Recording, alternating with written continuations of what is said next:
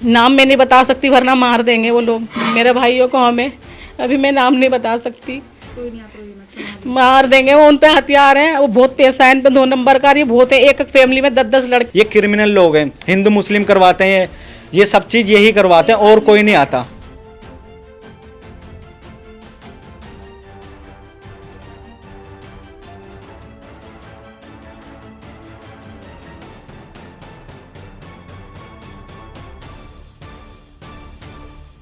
नमस्कार, मेरा नाम है आफरीन खान और आप देख रहे हैं तेज तरार न्यूज़, जहां पर हम दिल्ली से जुड़ी तमाम अहम खबरें आप लोगों के लिए लेकर आते हैं। देखिए, मैं इस वक्त मौजूद हूं दिल्ली के त्रिलोकपुर इलाके में और हाल ही में यहां से एक ऐसा मामला सामने आया है जिसे सुनकर आपकी भी दिल की धड़कनें थम जाएंगी।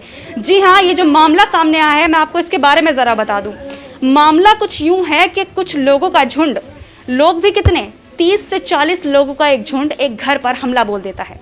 पहले पथराव, फिर उस घर में लगा दी जाती है आग। जी हाँ, ऐसा कुछ मंजर हाल ही में दिल्ली के त्रिलोकपुर इलाके से देखने को मिला है।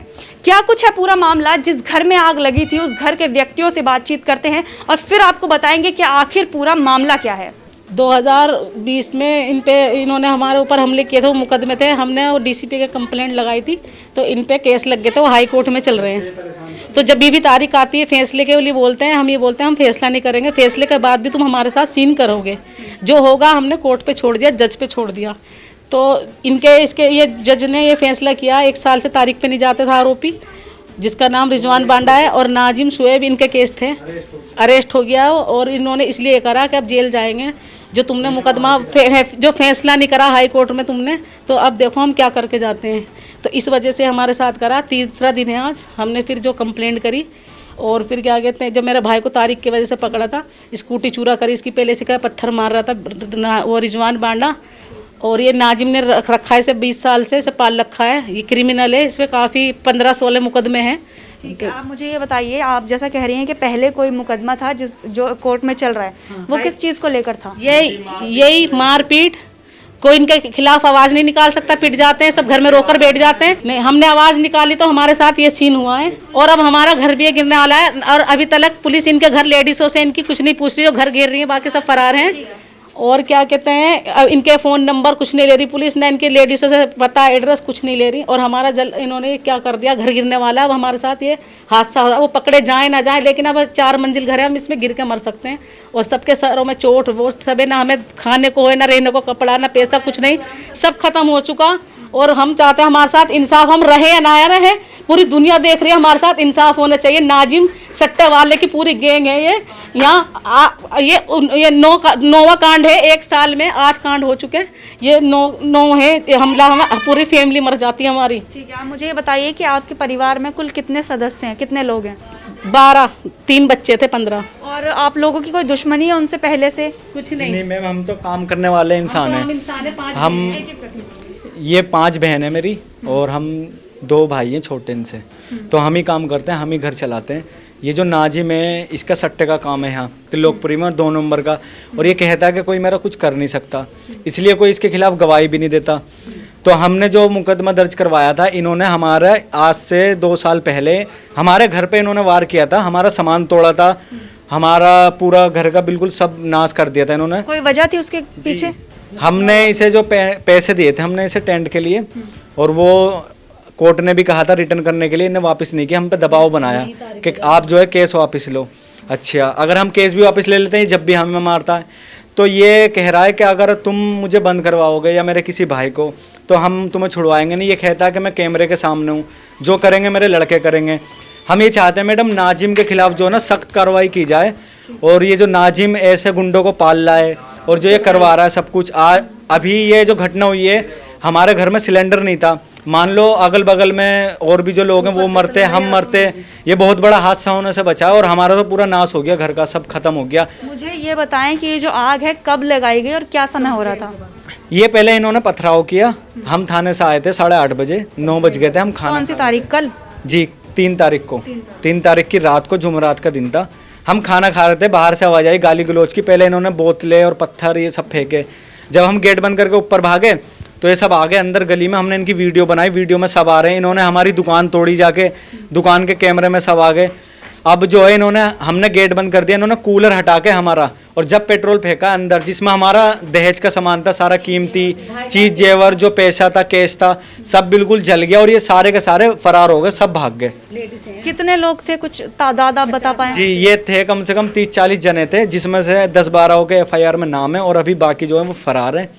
और ये बहुत ही भीड़ थी इनकी और सबके पास हथियार थे, डंडे थे, किसी पे बोतलें थी, किसी पे कुछ था, मतलब बहुत ही लोग थे। ये जो हमला था क्या आप लोगों की जान लेने के मकसद से हुआ था या सिर्फ आप लोगों को डराने के लिए? मैडम डराने का तो कोई सवाल नहीं होता, डराना तो अलग होता है, लेकिन अगर हम यहाँ सो रहे होते या कुछ रात को और रात हो जाती तो हम सब जल के मर जाते। हम भी इसी सामान की तरह राख बन जाते हैं। इन्होंने का ये था जिंदा जलाना।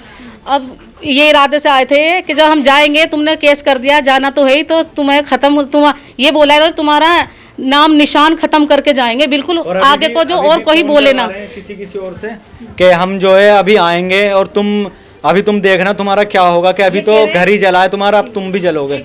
आप मुझे ये बताइए, जब आपके घर में आग लगाई गई उस वक्त आप सारे लोग यहीं मौजूद थे? सब यहीं थे। हम ऊपर चले गए थे जब इन्होंने हम मयूर विहार थाने से कंप्लेंट कर आए 8:30 बजे और ऊपर चले गए। हम भूखे प्यासे थे, ये हम नीचे नहीं रहते, सिर्फ हॉल बना रखा था हमने, ऊपर चले गए कि कुछ खा पी लेते हैं। थाने में हमें काफ़ी लेट हो गए, भूखे प्यासे हम कंप्लेंट करके आए और बस हमने सिर्फ पानी पिया था, उतने में आवाज़ आते हमने देखा तो ये सब इकट्ठे हुए बाहर, जो वीडियो में है सब। फिर ये हमने वीडियो बनाई, मेरे 2 बहनों का सर भी फट गया। और क्या उनके ऊपर हमला किया गया था? जी पत्थर मारे, पहले पत्थरबाजी की, गाड़ी तोड़ी, हमारी पत्थरबाजी की गाड़ी तोड़ी, वो भी वीडियो सबूत है हमारे पास। और मेरे बहनों के सर फटे। फिर जो है हम अंदर घुस गए, जीने की कुंडी लगाई, जब हमारी जान बची हम नीचे नहीं आए। हमने पैसा सामान जेवर कुछ नहीं देखा, अगर हम ये सामान देखते तो हम भी ऐसे ही मिलते। अच्छा मुझे ये बताएं, जैसे ये पूरा सब कुछ जलकर राख हुआ नजर आ रहा है, तो अगर मैं बात करूं कि कितने कीमत का सामान होगा जो जल चुका है यहाँ पर? मैम 2.5 लाख का केस था और कोई 1 किलो चांदी थी, 5 तोले सोना था और कोई ड्रेसें थी इसमें महंगी, कोई 1.5 लाख की, हम 5 बहनों की, अम्मी की, भाभी की ड्रेसें थी इसमें। और क्या कहते हैं, सारे कंबल बिस्तर महंगे, दहेज का सारा सामान था, क्योंकि शादी आने वाली थी, वो रिश्ता ख़त्म हो गया हमारा, मंगनी टूट चुकी, तो सारा फुल चल रहा था हमारा, और 2.5 लाख का केस भी था। मुझे ये बताएं कि पुलिस ने कोई कार्रवाई की, आप लोगों ने कंप्लेंट करवाई?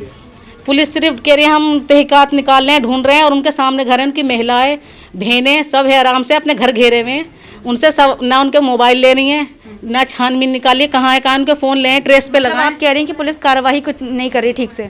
उनके घर बस ये कह रहे ढूंढ रहे हैं। जी पुलिस ढूंढ रही है, SHO साहब ने भी हमें पूरा आश्वासन दिया है और पुलिस पूरी हमारी सहायता कर रही है। पुलिस कह रही है कि हम किसी को नहीं छोड़ेंगे, जो इसमें दोषी है सबको सज़ा दिलवाएंगे पूरी। और आप संतुष्ट हैं पुलिस की कार्रवाई से? जी बिल्कुल संतुष्ट हैं और हमें पता है, पूरा भरोसा है कि ये पकड़ेंगे और इन्हें सज़ा दिलवाएंगे, क्योंकि SHO साहब हमें पूरा आश्वासन दे रहे हैं इस बात का। अगर नहीं होता कुछ फिर हम करेंगे आगे जो कार्रवाई होगी।